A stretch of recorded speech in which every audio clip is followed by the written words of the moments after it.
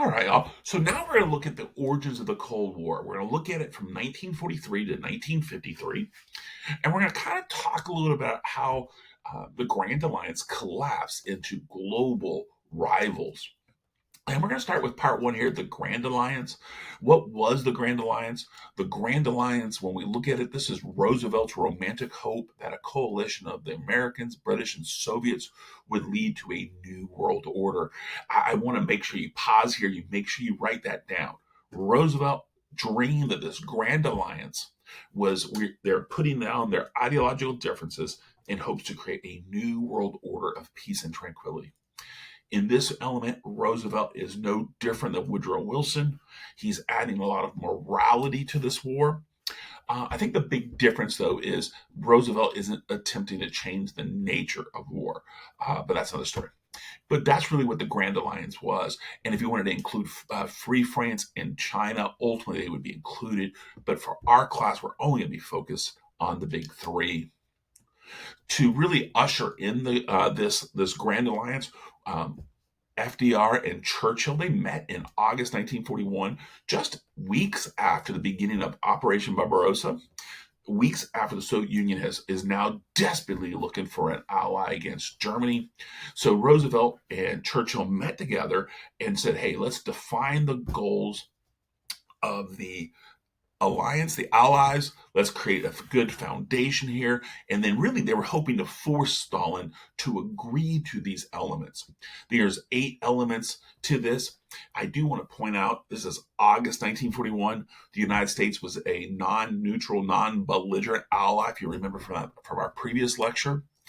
Uh, we were not actually formally part of the Allies, and yet we see FDR conspiring with Churchill to create the foundations of the Allies. The Atlantic Charter defined the goals, and if you want to pause this is a really easy thing to read. You can pause it and just read it for yourself as primary source. But I'm going to emphasize the big thing. The promise of no aggrandizement. This was something that Churchill worried about the Soviet Union. They worried about the communism aspect. Workers of the world unite. Churchill drew a conclusion that communism was insatiable and was always needing to grow. So they wanted the first thing you see here, number one, we are not going to have aggrandizement. I think that's really important there. For FDR, he believed in self-determination for all nations. We get that feeling of this 14 points here of Wilson, the idea that all nations, once liberated, should be able to determine their future. Another key element was the complete destruction of Nazism. This was going to be a total victory, unconditional surrender. This is going to be the idea that Nazism is the cause of this war, so therefore it must be eradicated. Utterly agreed upon. The last one I want to point out is that point 8, the idea that the recognition that the League of Nations was destroyed, could not be restructured. So Roosevelt, FDR had dreamed that the new United Nations would create a new collective security for the world. So this is what the Grand Alliance is going to be based on. They create this Atlantic Charter. Remember, charterism is the belief that if you form an organization based on a charter, everyone part of that organization must agree with the principles. And that's going to lead us to the 1943 Tehran Conference. The big three here, we see the big three is we see Stalin of the Soviet Union, FDR in the middle, and Winston Churchill, the great prime minister of Great Britain. And we see these three, and I like this image because I do think it really illustrates to me. Winston Churchill was frustrated at the end of this conference. He believed that Stalin had manipulated the elements. But again, these are the big three, the three that were responsible for the elimination of the Axis powers. And really, conflict almost immediately began to rise over Soviet aggrandizement. Stalin agreed to the Atlantic Charter as of the beginning of his participation in the Allies. Therefore, all of the aggrandizement from 1939 to 1941 would not be seen as aggrandizement, but Soviet land. Churchill was really frustrated. He believed this was giving in. He was hoping to restore the map, the pre-World War II map of Europe. But FDR realized there was a desperate need for them to bring in the Soviet Union, not just against the Germans, but primarily against the Japanese as well. The final agreement in Tehran, FDR basically forced Churchill to agree to a 1944 invasion of France. That will be D-Day. The idea that the Soviet Union desperately needed support with that opening of that Western Front, which pretty much is obvious. This is, the Tehran Conference was after the Battle of Stalingrad. The Soviet Union was exhausted but victorious, and they needed some help. And lastly, again, that 1941 border is agreed upon. Stalin is going to get parts of Poland. Stalin is going to get the Baltic states and even part of Finland. Now, as we jump into February 1945, basically this is after D-Day. This is after this key battle of the Bulge. The Soviets were nearing into German land. It was pretty much obvious that the Germans were losing, the Nazis were losing this war. So this is going to be where the significant agreements are made. The big three here, we see once again, different order here, but we see Churchill, Britain, FDR, and Stalin. And I would tell you, for me, I do want to emphasize, in some ways, FDR's really at fault for the failures here. Not because he gives in to Stalin, but it's because he doesn't recognize his own morbidity. Mortality. He is about to die. I think this picture is very significant. We see that his complexion, he had really a lack of life in some ways. By this time, he was only working mostly at most 4 hours a day, which at the beginning of World War II, he was working 18 hours a day. So his energy's down. He should have known that he was going to die, and yet he does not bring Truman with him. Truman is not part of this organization. Truman is not informed, even if we're like, hey, he probably shouldn't go because of him being vice president. Truman was not informed at all of the Yalta Conference. Really kind of significant that we know that. During this time period, as we begin to agree that, hey, the big fight in Europe is pretty much over with, they agree upon the partition of Germany. Here, though, the partition of Germany will have 4 parts. East Germany will go to the Soviet Union, and the western parts will be divided. The United States will get the biggest portion, but Great Britain, as well as France will be able to get parts of that Rhineland.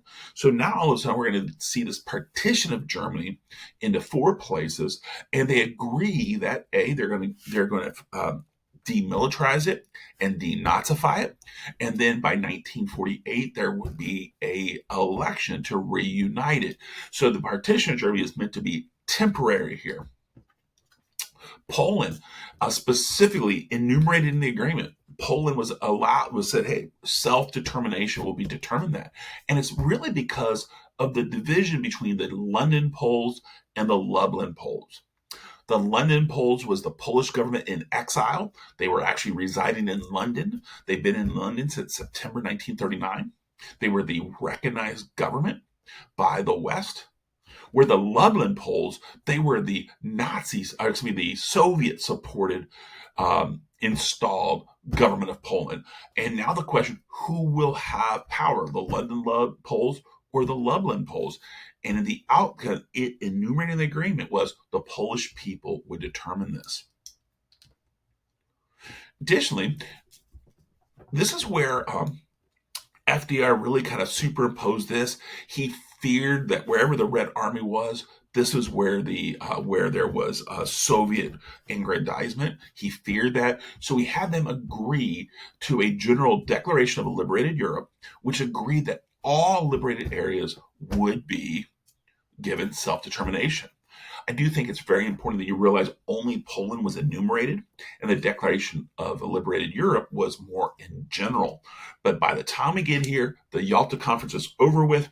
Clearly, Stalin is in a position of power. His Red Army is in Eastern Europe, dominating that area. And before we go off this, I do want to point out the big agreement is the Soviet agreed to support the United States in Japan, because by this time it is clear that Great Britain would not be able to provide that extra support against the Japanese, and the Soviet Union agreed.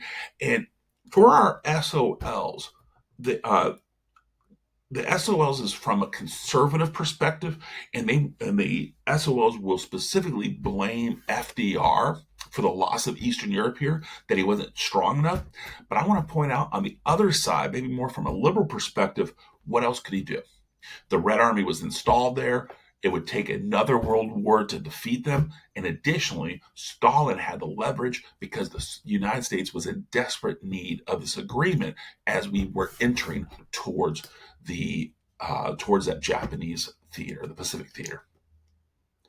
And now this is going to bring us to the end, right? July to August 1945. Really, it's July 1945, but the Potsdam Conference.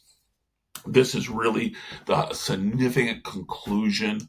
The big three here: we have Attlee, Clement Attlee of Great Britain, we have Truman, and we have Stalin. Who's missing here? Yeah, there's no Winston Churchill. Winston Churchill and his conservatives had just recently lost an election.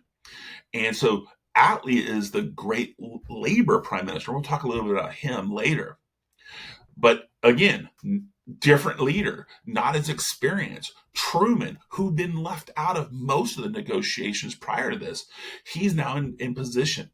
And then Stalin, the seasoned diplomat, if you will, who knew all of the nuances that had been done before. He's going to ignore the nuances and he's going to enforce his beliefs. And the key agreements, yes, they agree. They finalized the demilitarization and denazification of the partitioned Germany. They do agree that eventually there would be a reunification.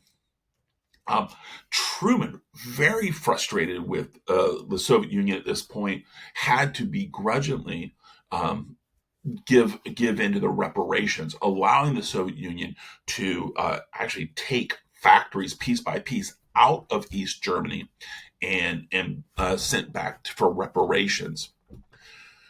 Then they're going to offer an ultimatum to Japan. This is really important as the Manhattan Project has just finished. Truman, actually, from what I understood, learned about recently of the Manhattan Project.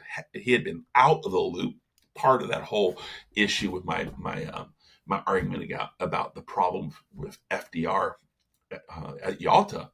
But the ultimatum, no longer, Truman's like, hey, we no longer need you, Stalin. We're good. We got Japan. So they're going to offer Japan an ultimatum, either to negotiate to end this war or face utter destruction, because Truman now knows we have the atomic bomb. Stalin, who has been left out of all this, he's growing more and more bitter because he has spies who's told him about the atomic bomb, and yet Truman refuses to share secrets. This reminded Stalin of the Munich conference, the idea that he would never be treated as diplomatic equals to the West, and really we begin to see that chaos towards the Cold War. But now we're trying to get the Soviet Union out of Asia. And that's going to lead us right to those Cold War tensions. Clearly, we have these tensions happening. And what's going to fix those tensions? Well, before the death of FDR, the San Francisco Conference did meet. The United Nations formalized. Eleanor Roosevelt was a key contributor to the United Nations, to the development of the charter, the United Nations Charter that was done here. Really important element, happened in 1945, and they established these key elements. I'm going to talk about these two key elements, the only two that we really need to know. The General Assembly. The General Assembly is like the Congress of the world, if you will. Every recognized country has an equal voice. They have a seat there. The General Assembly is a ginormous body in which all these recognized countries, and you might say, what's a recognized country? A recognized country is a country in which the United Nations says exists on its own and has its own sovereignty. That's going to play a very key role when we get to China. If you're asking me, hey, Wass, what's an example of a country that's not recognized today? Today, Taiwan is not a recognized country. The United Nations recognizes that Taiwan is still part of communist China. We'll maybe talk about that a little bit later. The Security Council, this is the executive body. It's the most important. We have the Big Five. The Big Five are permanent members, 5 permanent members on the Security Council. We call them the Big Five because they were the part of the Grand Alliance that defeated the evil Axis, if you will. And they include the United States, Soviet Union, Great Britain, as well as France and China. Really important that you realize that France and China are part of this, and the Big Five have a special power. It's called the veto power. That if the Security Council is trying to make a decision and any one country disagrees, those Big Five, one of those Big Fives could use their veto. This was the one thing that Stalin demanded. He feared that the United Nations would be an international organization used to go against Soviet interests. So he forced them to allow this veto power. Really significant, still plays a significant role in today's world. And then the rest of the Security Council, there's 10 rotating members.